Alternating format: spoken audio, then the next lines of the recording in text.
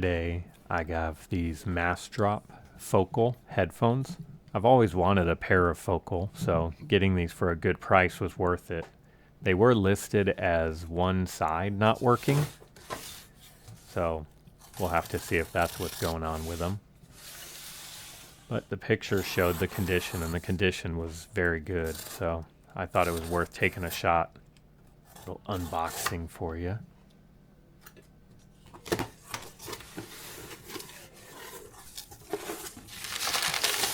So I think these retail at like $600 new. So I got them for $150.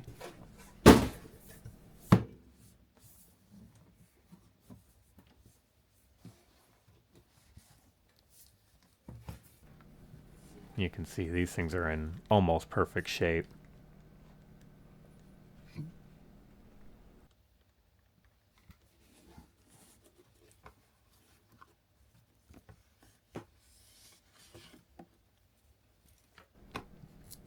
Looks like you got two sets of cables. Looks like a MIDI style. And then you have just the standard 1/4-inch plug stereo. I don't know if these are balanced cords or not, but they look to be really heavy duty.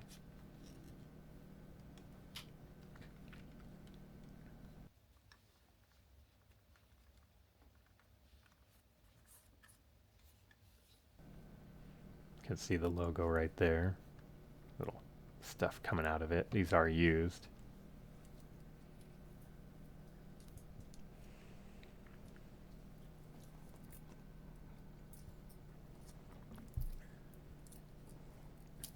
Now my first thought was maybe it's just the cable. In fact, before I even received these, I went ahead on Amazon and I bought another set, another cable.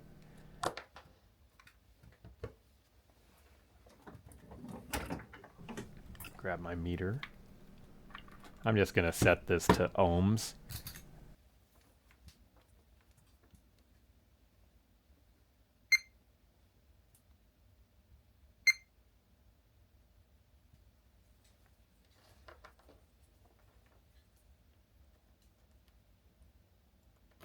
Checking continuity on here, looking for any high resistance values. As you can see, the bottom is the shield on both of them. Then you have your two tips, that's the stereo. As you can see, these were all real low, almost direct shorts. So the cord seems to be good. Ahead and I just tested these things out.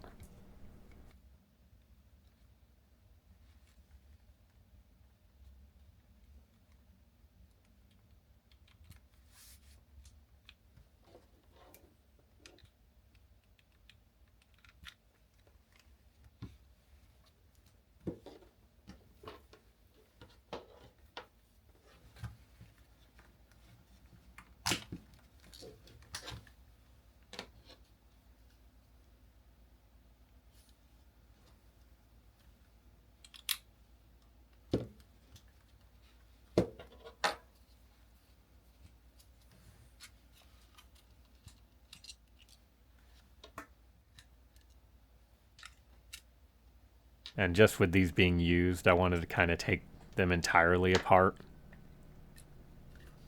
You can see these being professional grade, they come apart a little bit easier than just mass production stuff that's sonically welded. So here I'm just checking direct on the driver. I don't know what the spec ohms is on these, but you can see this one's around 84 ohms, which is a pretty high impedance level.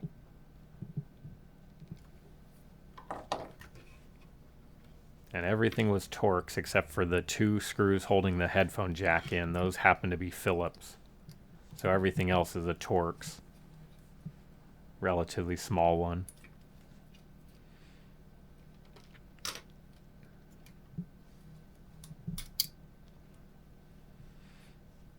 Here you can kind of see just the little screen on there, kind of brushing off.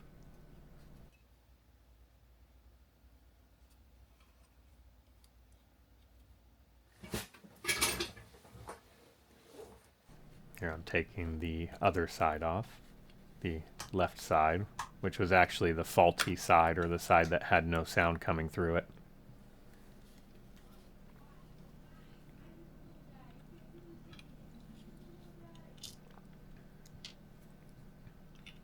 Comes apart just the same as the other side.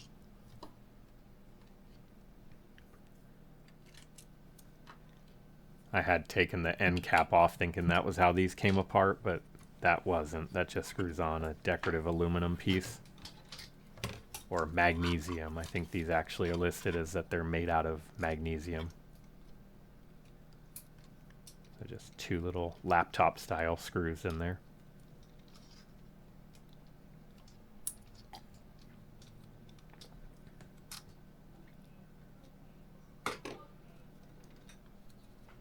These have two little alignment pins that hold them in place.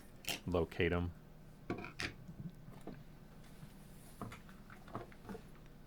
So here's the moment of truth.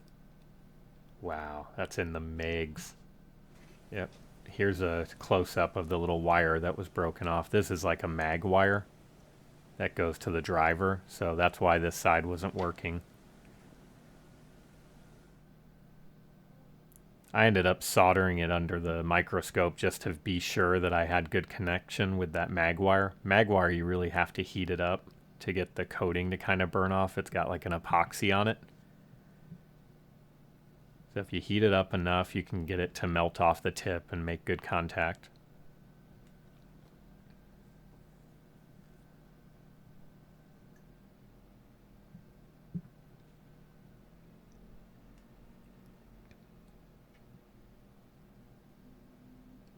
Really wanted to make sure this was cold and soldered really, really well.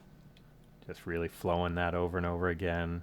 You can damage pads sometimes by overheating them, but I had this at a relatively low setting. Lead-free tin solder. That stuff can do some weird stuff if you overheat it.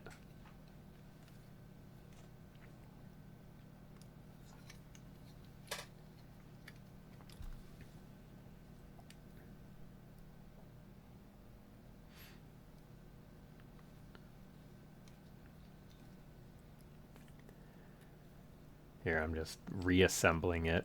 The little pop-on, pop-off foam covers seem to be universal. There's not a left or a right side. So that indicates like a round opening instead of a shaped opening.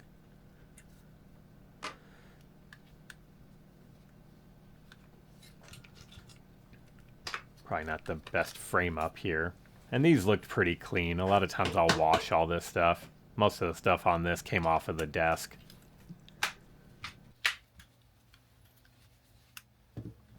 Well, thank you for watching.